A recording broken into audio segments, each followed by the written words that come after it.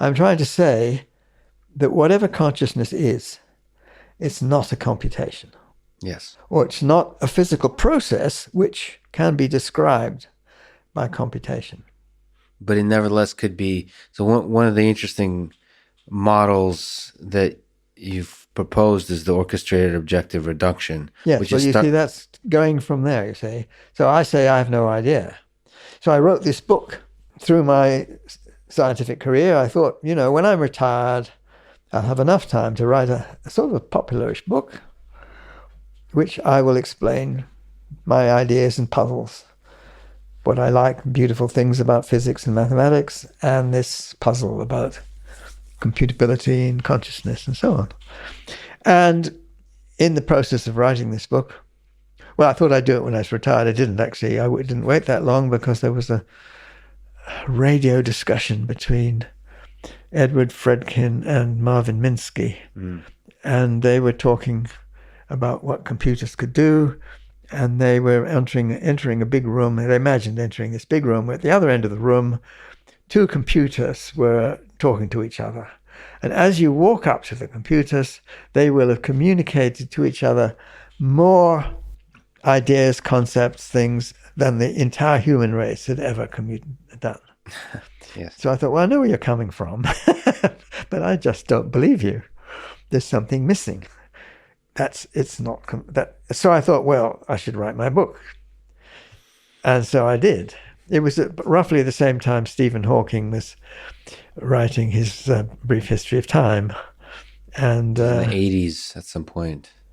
The book you're talking about is The Emperor's New Mind. Emperor's New Mind, that's right. And both are incredible books, The Brief History of Time and Emperor's New Mind.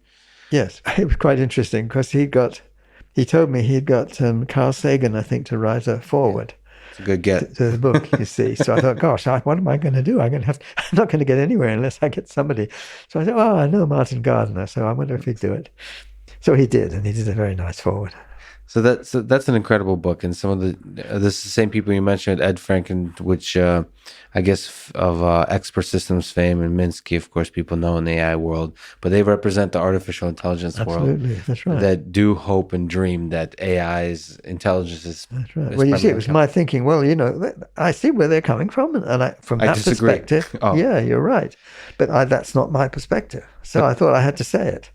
And as I was writing my book, you see, I thought, well, I don't really know anything about neurophysiology. What am I doing writing this book? So I started reading up about neurophysiology. And I read up and I was trying to find out how it is that nerve signals could possibly preserve quantum coherence. And all I read is that the electrical signals which go along the nerves create effects through the brain. There's no chance you can isolate it. So I thought, this is hopeless. So I come to the end of the book and I more or less give up. I just think of something which I didn't believe in, as maybe this is a way around it, but no. And then I thought, well, maybe this book will at least stimulate young people to do science or something. And I got all these letters from old retired people instead. These are the only people who had time to read my book. So, I mean, except for Stuart Hameroff. Except for Stuart Hameroff. Stuart Hameroff wrote to me and he said, I think you're missing something. You don't know about microtubules, do you? He didn't put it quite like that, but that was more or less it. And he said, this is what you really need to consider. So I thought, my God, yes, that's a much more promising structure. So, I mean, fundamentally, you were searching for the source of non-computable source of consciousness within the human brain, in the biology. And so, what are, if I may ask, what are microtubules? Well, you see, I was ignorant in what I'd read. I never came across them in the books I looked at. Perhaps I only read rather superficially, which is true. But I didn't know about microtubules. Stuart, I think one of the things that impressed him about them was when you see pictures of mitosis, that's a cell dividing, and you see all the chromosomes, and the chromosomes all get lined up, and then they get pulled apart. And so that as the cell divides, half the chromosomes go, they divide into the two parts, and they go two different ways. And what is it that's pulling them apart? Well, those are these little things called microtubules. And so he started to get interested in them. And he formed the view, he was his day job or night job or whatever you call it is to put people to sleep, except he doesn't like calling it to sleep because it's different. General anesthetics in a reversible way. So you want to make sure that they don't experience the pain that would otherwise be something that they feel. And consciousness is turned off for a while, and it can be turned back on again. So it's crucial that you can turn it off and turn it on. And what do you do when you're doing that? What do general anesthetic gases do? And see, he formed the view that it's the microtubules that they affect. And the details of why he formed that view is not altogether clear to me, but there's an interesting story he keeps talking about. But I've found this very exciting because I thought these structures, these little tubes, which inhabit pretty well all cells, it's not just neurons.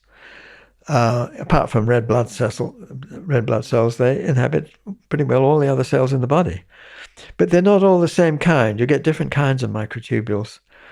And the ones that excited me the most, may still not be totally clear, but the ones that excited me most were the only ones that I knew about at the time, because they're very, very symmetrical structures. And I had reason to believe that these very symmetrical structures would be much better at preserving a quantum state, quantum coherence, preserving the thing without... You just need to preserve certain degrees of freedom without them leaking into the environment. Once they leak into the environment, you're lost. So you've got to preserve these quantum states at a level which the state reduction process comes in, and that's where I think the non-computability comes in. And it's the measurement process in quantum mechanics, what's going on. So something about the measurement process and what's going on, something about the structure of the microtubules. Yes. Your intuition says maybe there's something here. Maybe this kind of structure allows for the mystery of the... There was a much better mechanics. chance, yes. It just struck me that partly it was the symmetry, because there is a feature of symmetry. You can preserve quantum coherence much better with symmetrical structures. There's a good reason for that. And that impressed me a lot. I didn't know the difference between the A lattice and B lattice at that time, which could be important. Now that could be, that's an issue which isn't talked about much. But that's in some sense details. We've got to take a step back just to say, in case people are not familiar. So this was called the orchestrated objective reduction idea, or OR, which is a biological philosophy of mind that postulates that consciousness originates at the quantum level inside neurons. So that has to do with your search for where is it coming from. So that's counter to the notion that consciousness might arise from the computation performed by the synapses. Yes, so, I think the key point, sometimes people say it's because it's quantum mechanical. It's not just that. You see, it's more outrageous than that. You see, this is one reason I think we're so far off from it, because we don't even know the physics right. You see, it's not just quantum mechanics. People say, quantum systems and biological structures. No, well, you're starting to see that some basic biological systems does depend on quantum.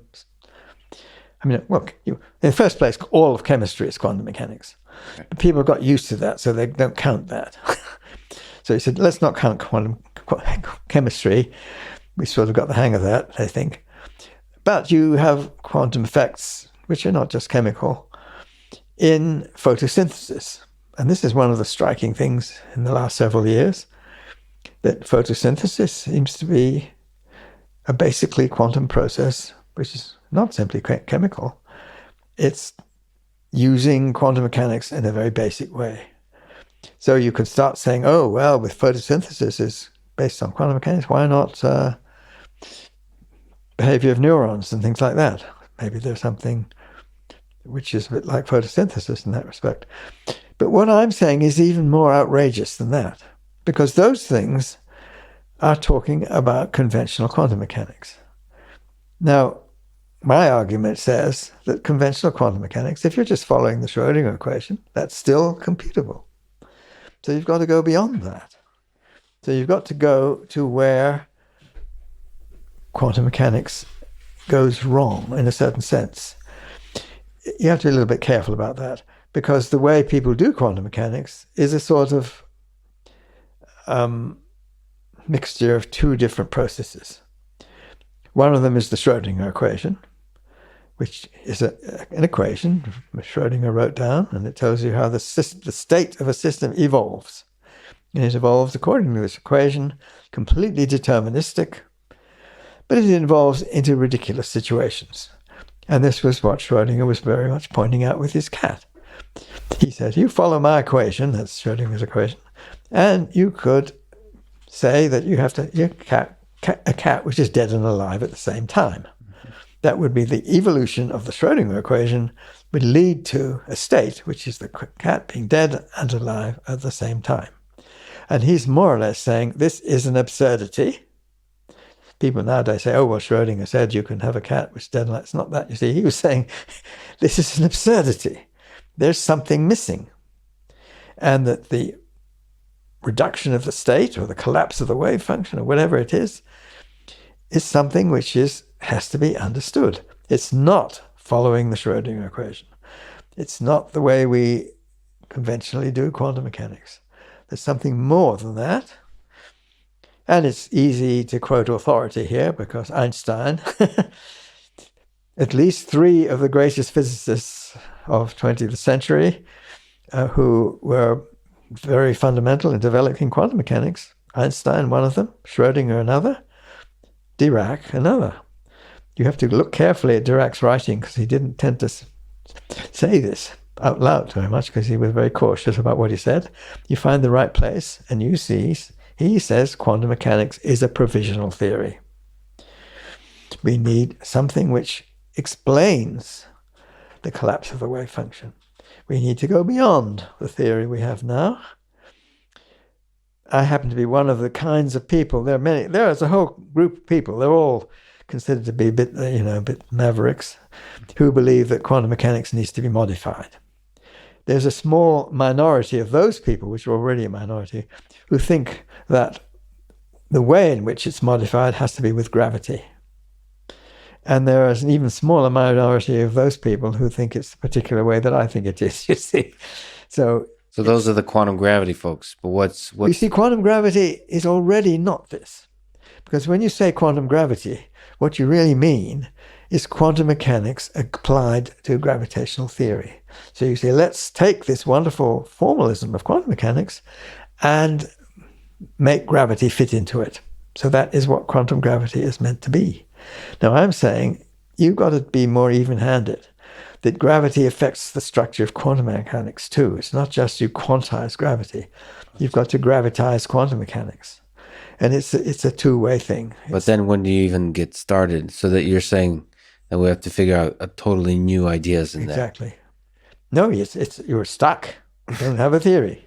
That's the trouble. So this is a big problem. If you say, okay, well, what's the theory? I don't know. So we may be in the very early days, sort of. It is in the very early days. But I'm just making this point. Yes. You see, Stuart Hameroff tends to be, Penrose says that it's got to be a reduction of the state and so on, so let's use it. The trouble is Penrose doesn't say that. Penrose says, well, I think that, but Yeah, right. we have no experiments as yet which show it's that. Yes. There are experiments which are being thought through and which I'm hoping will be performed.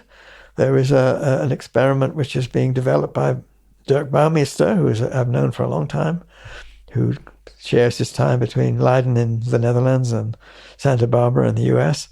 And he's been working on an experiment which could perhaps demonstrate that quantum mechanics, as we now understand it, if you don't bring in the gravitational effects, has to be modified.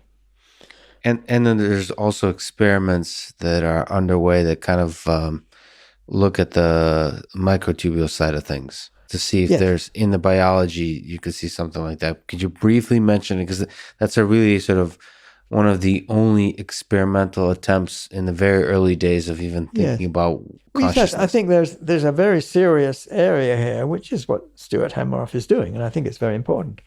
One of the few places that you can really get a bit of a handle on what consciousness is what turns it off. And when you're thinking about general anesthetics, it's very specific. These things turn consciousness off. What the hell do they do? Right. Well, Stewart and a number of people who work with him and others happen to believe that the general anesthetics directly affect microtubules. And there is some evidence for this. I don't know how strong it is and how watertight the case is, but I think there is some evidence pointing in that kind of direction. It's not just an ordinary chemical process. There's something quite different about it. And one of the main candidates is that these anesthetic gases do affect directly microtubules. And how strong that evidence is, I wouldn't be in a position to say. But I think there is fairly impressive evidence. And the point is the experiments are being undertaken, which is... I mean, that is experimental. You see, so it's a very clear direction where you can think of experiments which could indicate whether or not it's really microtubules which the anesthetic gases directly affect. That's really exciting. One of the sad things is, as far as I'm, from my outside perspective, is not many people are working on this. So there's a very, like with Stewart, it feels like there's very few people are carrying the flag forward on this. I think it's not many in the sense it's a minority, but it's not zero anymore. You see, when Stewart and I were originally talking about this, we were just us and a few of our friends. There weren't many people taking it, but it's grown into one of the main viewpoints. There might be about 4 or 5 or 6 different views which people hold, and it's one of them. So it's considered as one of the possible lines of thinking, yes. You describe physics theories as falling into one of 3 categories: the superb, the useful, or the tentative. I like those words. It's a beautiful categorization. Do you think we will ever have a superb theory of intelligence and of consciousness? We might. We're a long way from it. I don't think we're even whether we're in the tentative scale. I mean, it's... you don't think we've even entered the realm of tentative? Probably no. I think it's that's right. Yes.